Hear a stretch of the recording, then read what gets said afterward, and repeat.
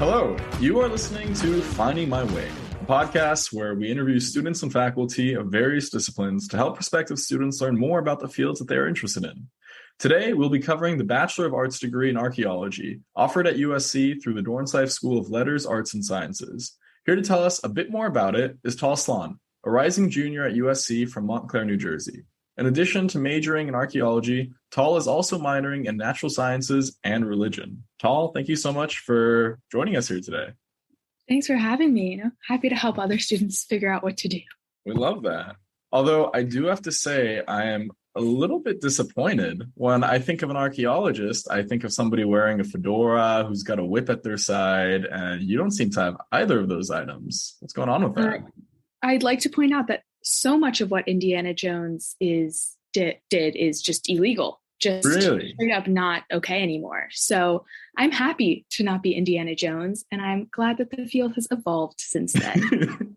Yeah. So what are some of the major misconceptions people get after watching Indiana Jones and comparing it to archaeology? Well, first of all, especially recently, a lot of the archaeological field and a lot of just antiquities and history in general, there's been a lot of shifting in terms of home countries and country of origin for objects. So now, Indiana Jones, for those who haven't seen the movie, is basically Indiana Jones goes across the world stealing artifacts and bringing them back to Cambridge or Harvard or wherever he's working. And nowadays there's so much bureaucracy and process involved in like where objects are, how they should be handled, which countries get to keep them. So you actually can't just go into, Egypt and take everything from them and then just bring them back to Harvard anymore. Also, big misconception, archaeologists, and this is something I learned too, spend most of their time not in the field. So you'll do a couple of weeks maybe of the year, maybe a couple months doing like a dig or doing field work. And then the rest of the year, you're kind of in a lab or at an educational institution, kind of figuring out what to do with all that stuff that you may or may not have dug up. Is it more interpreting what the pieces are and the significance of it, or more so where to send them and just analyzing the time periods? Both. Okay. The two work hand in hand. Okay, fair. Well, why don't we backtrack a little bit and get to you? Why did you choose archaeology personally? Why did I choose archaeology? So I feel like I always put an asterisk when I say I chose archaeology. I chose archaeology at USC. The program itself at USC was really enticing to me. It's very kind of a conglomeration of a lot of different departments that I really liked. And I had a really hard time choosing a major and figuring out what department I wanted to kind of focus in. So the archaeology department made it really easy to not have to pick per se. I've always really liked history. I've really liked art, but I have a hard time with just conceptualness.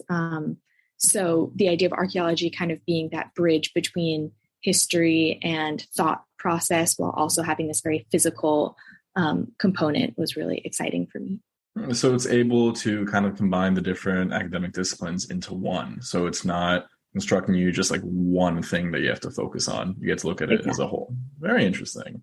And what kind of information did you have on it before you chose it? Did you go into USC undeclared or straight into the archaeology major? So I went into USC as an art history major. And then I was also thinking about double majoring in chem because I wanted to do kind of like museum studies stuff. And a lot of art history classes are also archaeology classes.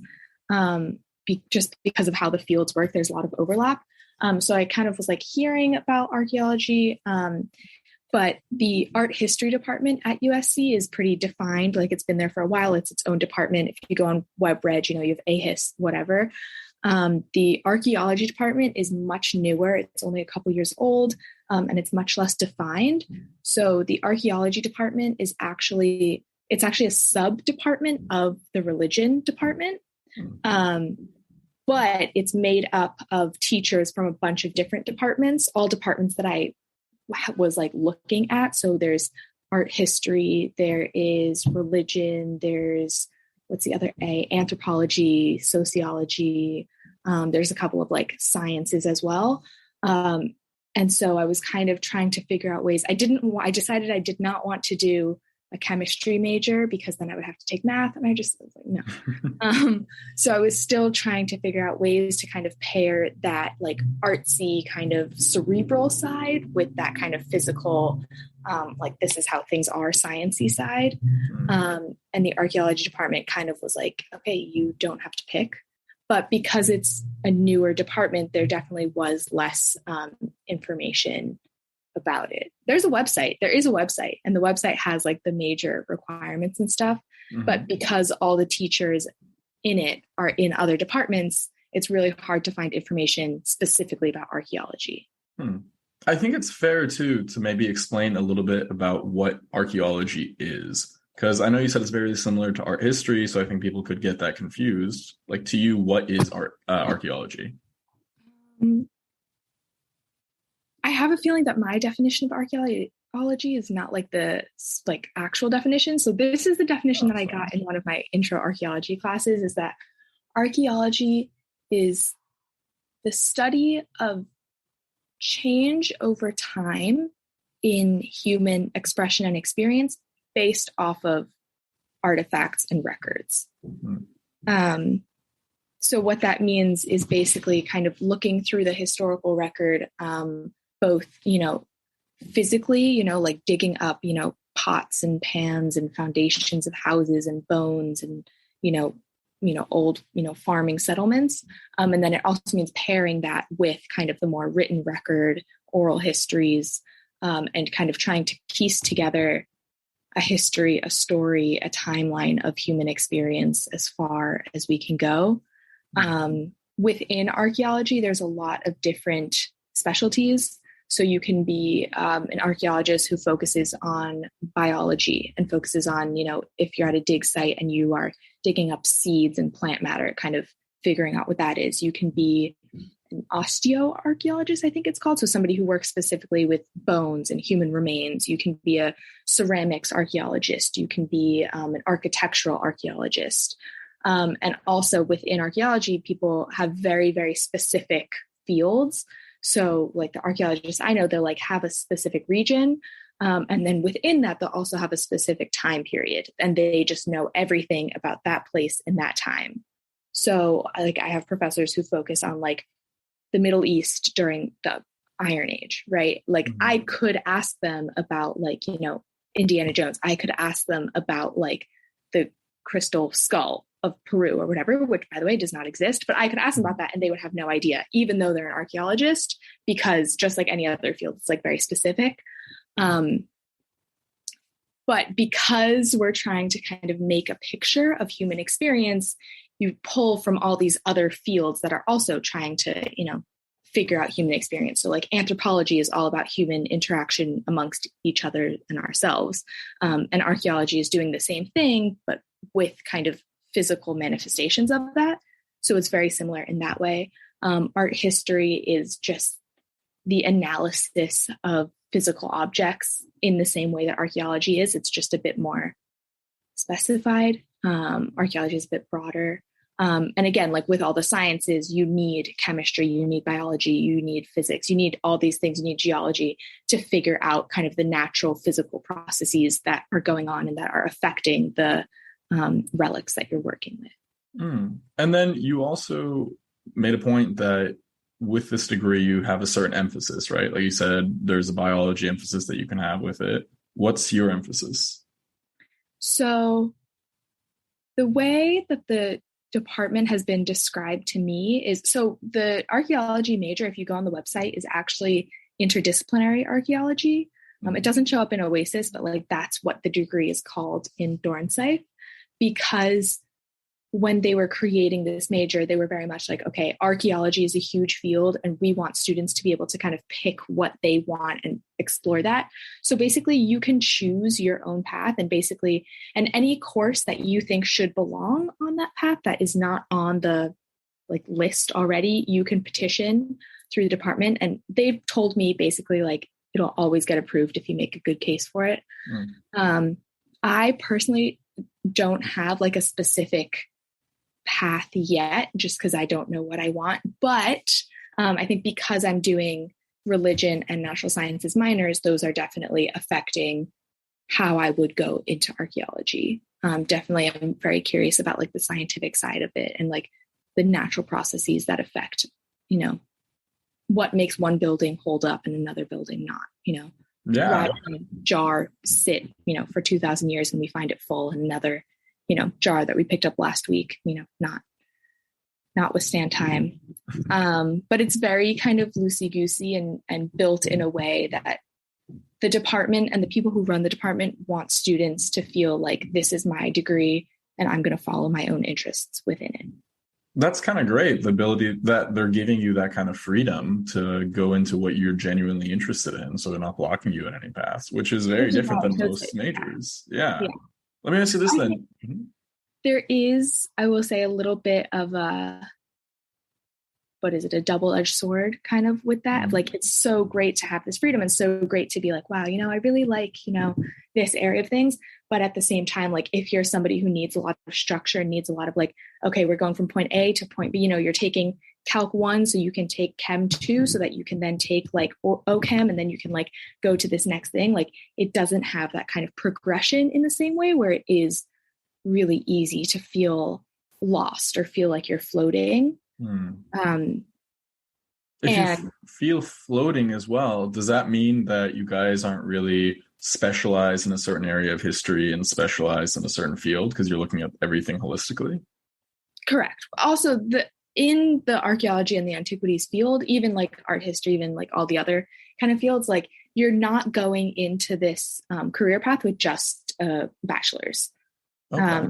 So a lot of these places, you'll kind of get your bachelor's in a more holistic, just art history or like classics or something like that. And then you'll go and you'll apply to a specific master's or PhD program and say, this is what I want to specialize in. Like, different schools have different specialties. And that's when you kind of figure like, okay, I want to be, a biological archaeologist. I want to be like a specific, like, classical archaeologist. So what are the different jobs that are offered with it then? As you said, the classical, biological. Well, so I'm still in college. I haven't, gone out into the field yet, but from what I can tell right now, I don't plan on doing the higher degree in archaeology.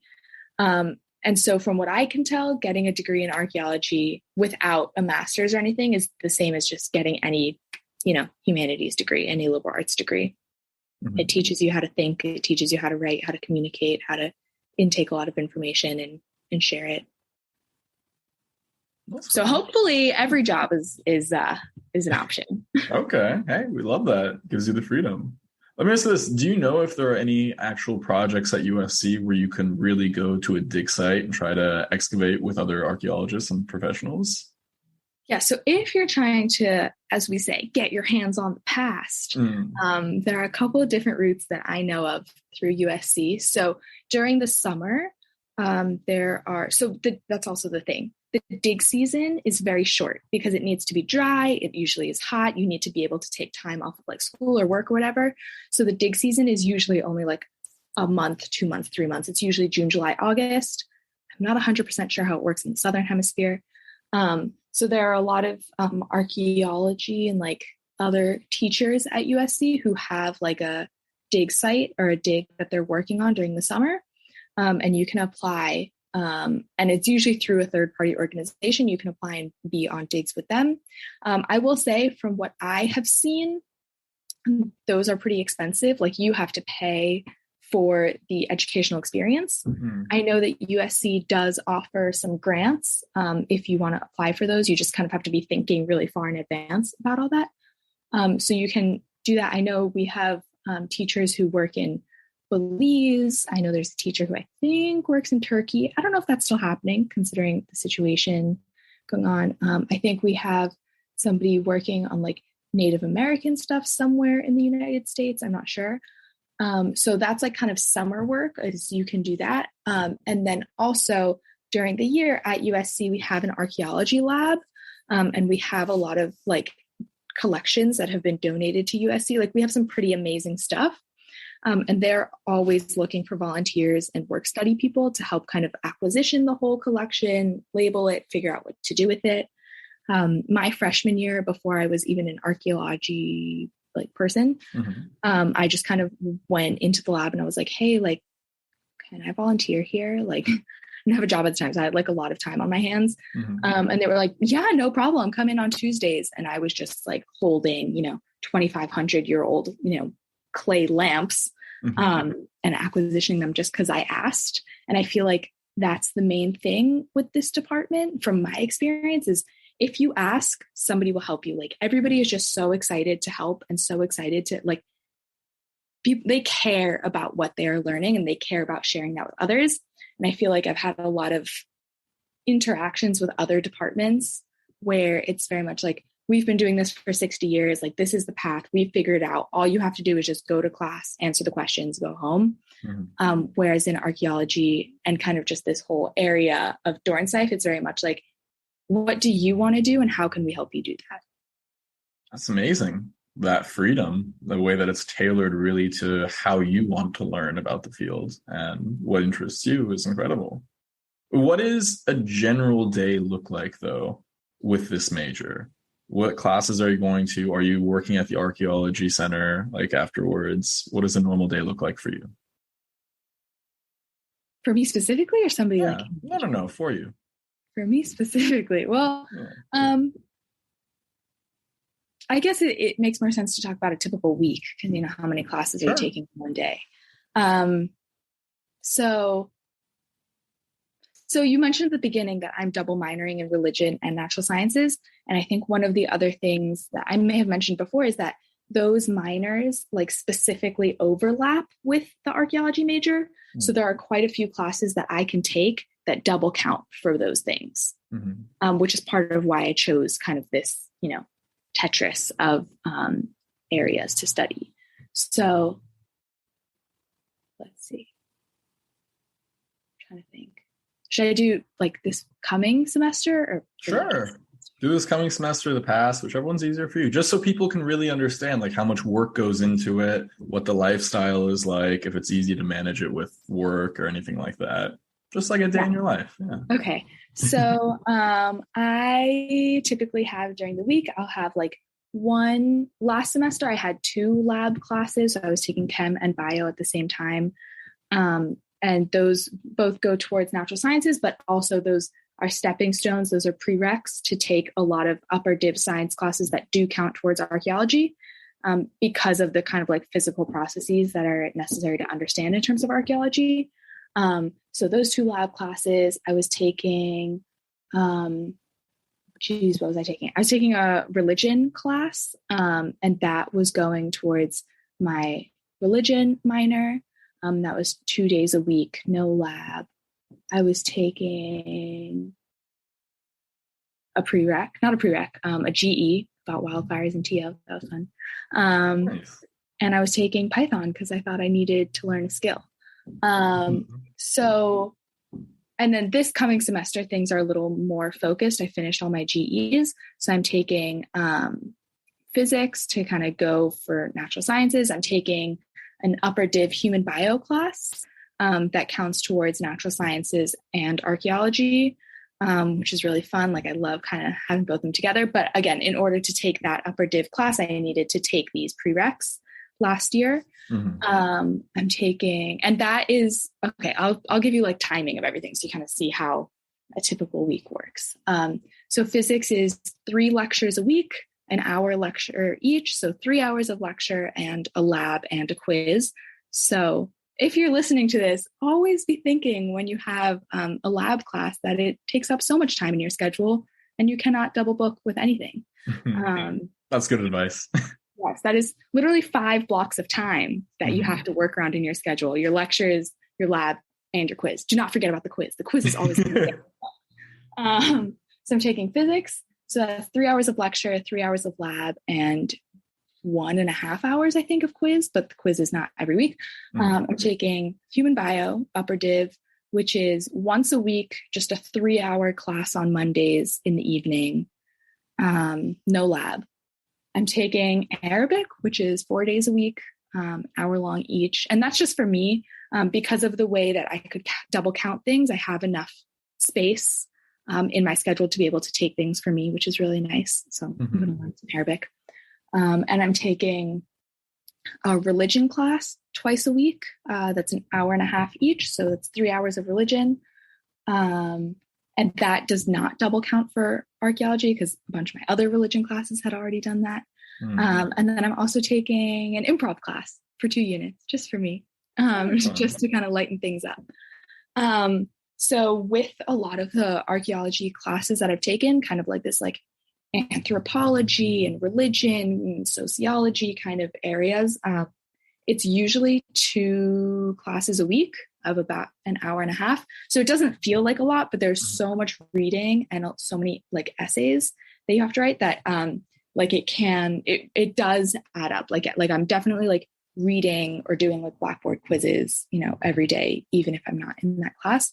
And then a lot of times it's like you go to class and then you'll have like a midterm and a final and you'll be like, oh, there's not really that many assignments. Whereas like, in kind of the STEM year classes, like there's assignments every week. It's kind of like small things, but all the time. Yeah. In the humanities and from my experience, this field, it's very much like just a couple big assignments where you're really kind of synthesizing and wrangling like all the information that you've kind of taken in and all the kind of processes and analyses that you've learned, kind of figuring them out in your own way, doing kind of like an essay on, how do we take the methods that we've learned from other places and apply it to something you care about? How do we take all this research that we've been, reading and turn it, like apply it to something you care about? And then that can take, quite a lot of time. If you're somebody like me who cares about your essays, obviously you don't have to care. And then it takes less time. Then you're not getting everything out of it. That's also true. I'm not going to tell somebody how to do school if you don't put the effort in. We all got other stuff going on. Right, that's fair. What are the actual classes like, though? Are they very discussion based, lecture heavy? Like, what is it really like? So it really varies. I will say they tend to be smaller. They I don't think I've had an archaeology class that's more than like 20 people. I've had classes that are 6 people. I've had classes that are 5 people. And I think so much of it depends on like the other students. I'm somebody, I love having discussions in class. I love talking. I love just like debating. So I try and be really active, but sometimes some of the kids are not interested at 9 o'clock on a Wednesday. And that's, but I've had like really old professors who just, everybody who's teaching these classes knows so much about their field. They could just lecture on and on and on. And I have some professors who do that. And I have other professors who kind of will just kind of give like a bare bones kind of scaffolding and have all the kids kind of just build on that and build with each other.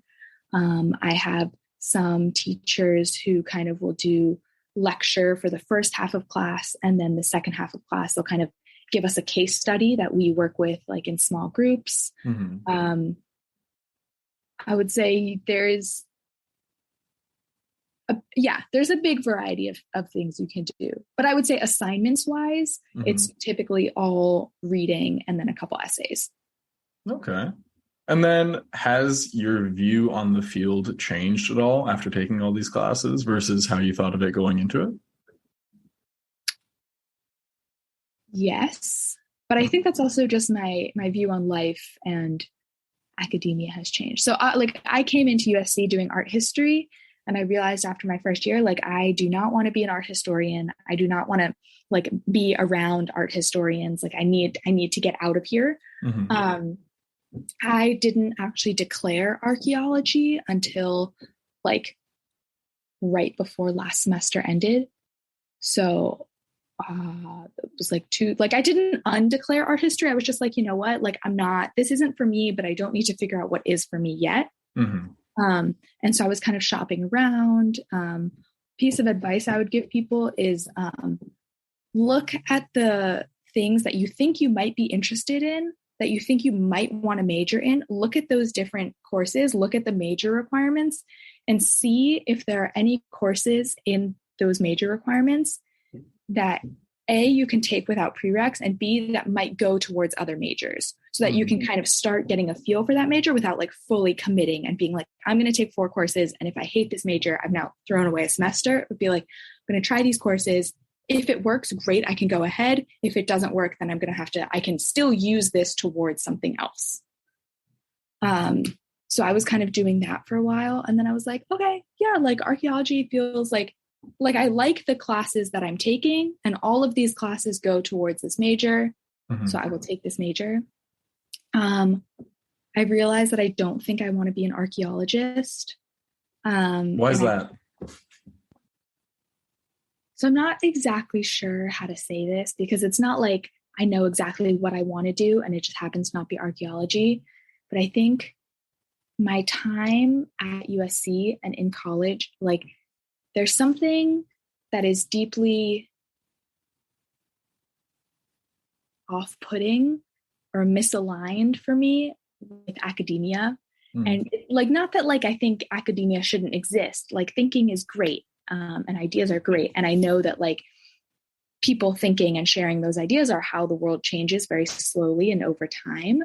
But I think seeing some of my professors, I'm just like, I don't want to do that. I don't want my life, and I could have this wrong. This might not be what academia is, but I don't want the pinnacle of success for me to be, can I publish a paper in an obscure journal that only other people in my field are going to read? Like there's something very not inaccessible, but maybe inaccessible with, I don't know if it's just the fields I've been in, but it's like all these things are like, you have to know what you're looking for to find it. And like, I just love sharing with a bunch of people. And I'm not sure I see yet how me being an archaeologist brings the most joy and the most positive impact to the world.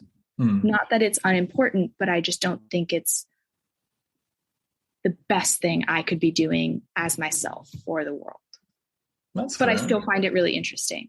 Okay. So even though you really enjoy learning about it, you want to pursue it and this academic mindset or whatever, it's not, I don't want to say enough for you. It's just it's looking at life a different way than you would like to. You want to experience different things of life that archaeology cannot offer you. I think so. I think it's also just that like when I'm in the archaeological world, I don't feel like, this is my lighting fire. If I do this for 5 years, just sitting behind this lab bench, like, this is going to be awesome. Like, I don't have that feeling. And maybe that's not the feeling that people get when they find like something they really want to do. Maybe that's just something I've made up. But there are other things that I've done that I feel closer to that, spark, I guess. I don't know. I've been watching a lot of like Love Island. So maybe I'm just thinking about like love and like instant connection. But like, I want to feel just so excited about the things that I'm doing. And archaeology isn't that for me, but I still feel good about getting this specific degree, because the way that I was describing earlier, the way that the degree is kind of set up, it's not necessary. Like, I'm not going to come out of this degree with like the hard skills to be an archaeologist, and that the only thing I can do is archaeology. I'm going to come out of this degree knowing, about religion, knowing about ancient cultures, knowing, how to intake information about the world around me and figure out what that means about, the people that I'm interacting with. And I think kind of the freedom in this degree and the fact that it doesn't necessarily set me up for a job right out of college with these skills, I think that's something that I actually really like about it, even though it can feel really like annoying to like look at the accounting kids and be like, damn, they're set up.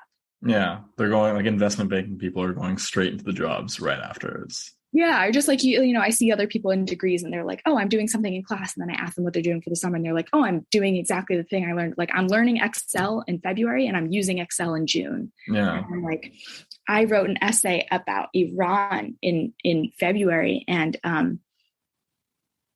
Yeah, now I'm home. So cool. Yeah. Well, let me say this. If you could improve the program in any way, what would you want to change? How do you think the whole field could improve? I mean, the whole field, I don't think you should have to pay for field school. Like, which I think that's a lot of, academic fields is you have to pay for the privilege to learn. Yeah. And I get why, like they're often in remote places and you're paying for like food and like housing and stuff. But I think, if you're billing something as an educational opportunity and you're asking people to work for you, maybe like don't also ask them to pay, I think also specifically at USC, I know that there is like a club for student archaeologists, and I know that they have events. I went to one thing with them. I wish there was a little bit more from the department, but I guess the department sponsors the club. But I wish there was a little, like, I don't know any other archaeological majors. And I wish there was just like a little bit more, not team building, but kind of like, you're in a funky program that like involves a lot of like figuring it out for yourself. Here's a space where you can like meet other archaeology students and kind of see what other students are doing with this program and see how other kids are making it their own. I would appreciate if that happened. Let me ask you this as one of our last and final questions. Because you had such a different kind of journey to finding your major, and you experimented with all sorts of different classes until you found the one that you were genuinely interested in, what kind of advice would you give to somebody who is coming straight out of high school, doesn't really know what they like, they're trying to figure everything out, trying to see what their interests are? What kind of advice would you give somebody like that to help them be put on the right path to see what they're really interested in? I would say, let me think, a couple different pieces of advice. I would say if you don't know what you want, take advantage of the GE system. I know a lot of people are like really annoyed by GEs, but I like them. I like that I have to do things that I wouldn't have thought that I wanted to do. And really try and get as much variety in there as you can. Like I know there are a lot of GEs that count for different things that are like very similar. But really just like allow yourself to explore. Like I said earlier, like look at the different programs that you think might like maybe have like some sort of interest for you, and just like go to their major requirements, grab a pen and paper, write down all the requirements of each one and see if there's any overlap. See if you can like explore with a couple classes at the beginning without having to really like lock in on something. I would also say, and I don't like giving this advice, I feel a bit like a dickhead saying it, but like I took a year off after freshman year. And I just like did like really wacky stuff. Like I moved to basically a commune. I like was like farming. I moved to Israel, moved halfway across the world for a year. I was like cold calling like people. Like I set up like this like internship. I was like, you know what, I'm like vaguely interested in religion. So I like moved up to this like really Orthodox community. Like, and I would say, I'm not saying that everybody should do that. I know that taking time off isn't, an option for everyone. And I don't think everybody needs to, but I think if there's a way to do that, maybe less extreme, of like a little like whispering part of you that's like, oh, I'm kind of curious about this thing, but I don't know how to do that. Like, see if there's a way to do it in the real world. And don't be afraid to like try something out, because worst that happens is you try it and you hate it and then you move on. But if you don't like explore it, even if it's like the most like, even if you don't think you really care, like even if it's like this the teeniest tiniest voice, like just like give it a chance, like see what happens if you put that interest like center focus for like a week and see how you feel.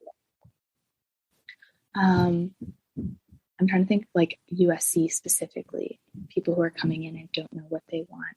Sure. Or like, what do you think would make somebody who is studying archaeology successful? Somebody that just started it. Is it maybe pairing it with the religion minor?